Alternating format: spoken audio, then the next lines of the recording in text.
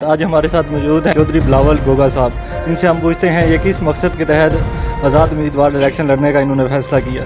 बिस्मिल्लाहिर्रहमानिर्रहीम। सबसे पहले तो मैं एक्सप्रेस मीडिया का बहुत शुक्रिया अदा करता हूँ कि जो हमारी आवाज़ बने। उसके बाद बहुत छोटी सी गुफ्तगू करूँगा कि आज़ाद उम्मीदवार लड़ने का मेरा सबसे पहला मकसद नौजवान नस्ल है। मैं नौजवानों की आवाज़ बन के खड़ा हुआ हूँ। और उसके बाद मीरपुर शहर में जो हालात वाक़यात चल रहे हैं पिछले 70 सालों से, पुराने लीडरान यहाँ पे जो कुछ कर रहे हैं वो तो सबके इल्म में है। इन पुराने लीडरों को तोड़ने के लिए मैं इस इलेक्शन में आया हूँ।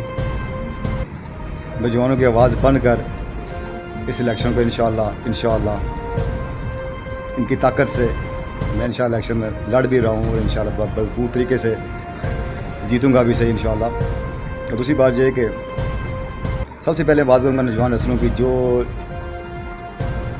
इतने अरसे से उनके वालिदैन बुज़ुर्ग मेहनत कर रोज़ी रोटी कमा कर मजदूरियाँ करके इनको अखराजात, पढ़ाई के अखराजात यहाँ तक के बड़ा करके इनको पढ़ाते लिखाते हैं। और जब इनकी बारी आती है नौकरियों की तो इनको मेरिट नहीं मिलता।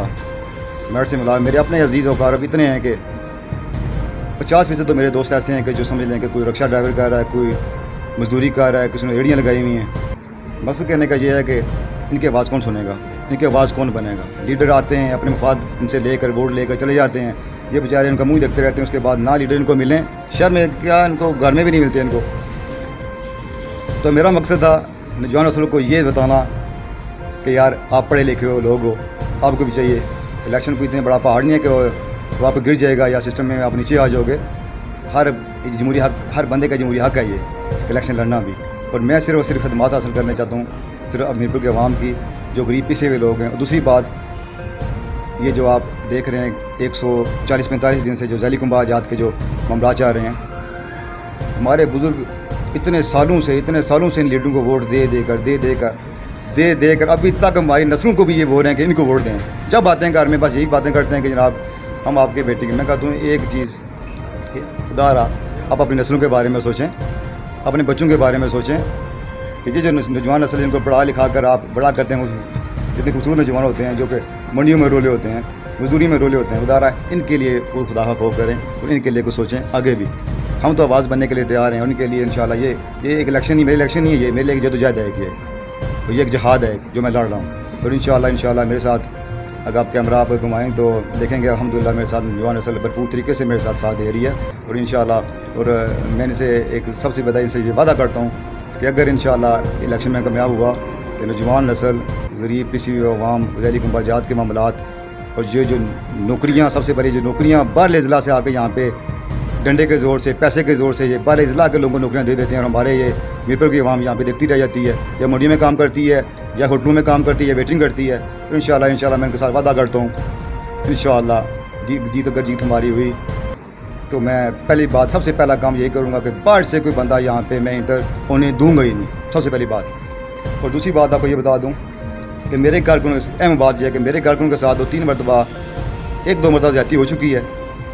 और मैं आपकी एक्सेस मीडिया की वजह से मैं बता देना चाहता हूँ कि नेक्स्ट 1-2 मरतबा तो जाती हम बर्दाश्त करते हैं कि मैं इलेक्शन लड़ने के लिए आया हूँ, भरपूर अच्छे तरीके से इलेक्शन लड़ने के लिए आया हूँ। कि मैं अपने कारकुनान का भी बोलता हूँ कि लड़ाई झगड़े से परहेज़ करना मेरा जो मंशूर है, मेरा जो विजन है। आपने झगड़ा नहीं करना किसी के साथ, कोई कुछ बोल ही जाता है आपने मुझे बताना झगड़ा नहीं करना किसी का। 2 मरतबा जाती तो हो चुकी हैं, लेकिन तीसरी मरतबा मैं बर्दाश्त नहीं करूँगा। मैं अपने कारकुनान का तफज़ करना बड़े बेहतर तरीके से जानता हूँ और अल्हम्दुलिल्लाह मुझ में इतनी वसात है कि मैं अपने कारकुनान का तफज़ कर सकूँ।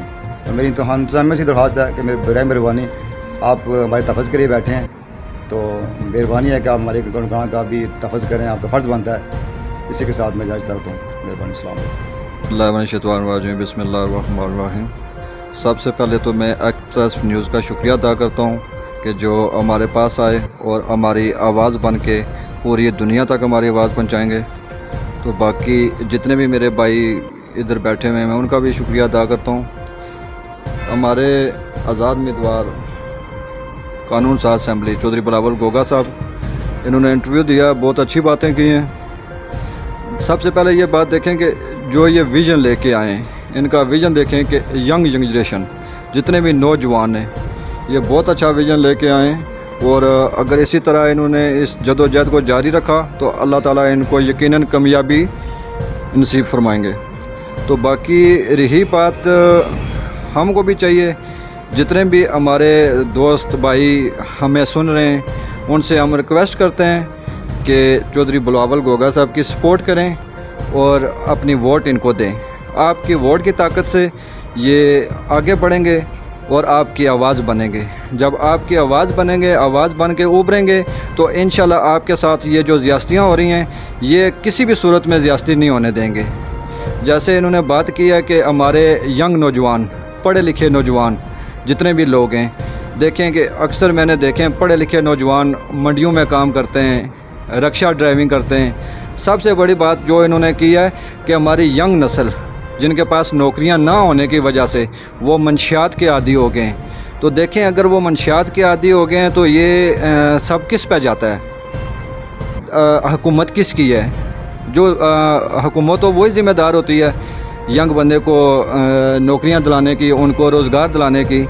तो बाकी रही बात ये नौकरियां ना होने की वजह से, देख लें हमारे सामने है सब कुछ, ये ख़ुदकशी की शरह कितनी बढ़ी जा रही है।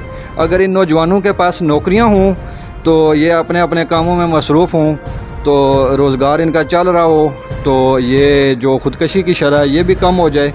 तो इसलिए मैं तमाम दोस्तों से रिक्वेस्ट करता हूँ कि वो चौधरी बिलावल गोगा साहब का साथ दें और अपनी फैमिलियों को भी बोलें कि आपकी वोट के ताकत से अगर चौधरी बिलावल साहब आगे आएंगे तो इंशाल्लाह आपकी आवाज़ बनेंगे।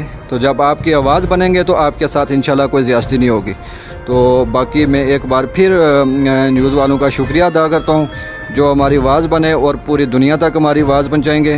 तो अगर इन्होंने हमारा साथ इसी तरह दिया तो कामयाबी इंशाल्लाह दूर नहीं है, इंशाल्लाह हम कामयाब होंगे। लिहाजा मैं मीडिया वालों का शुक्रिया अदा करता हूँ जी। Thank you.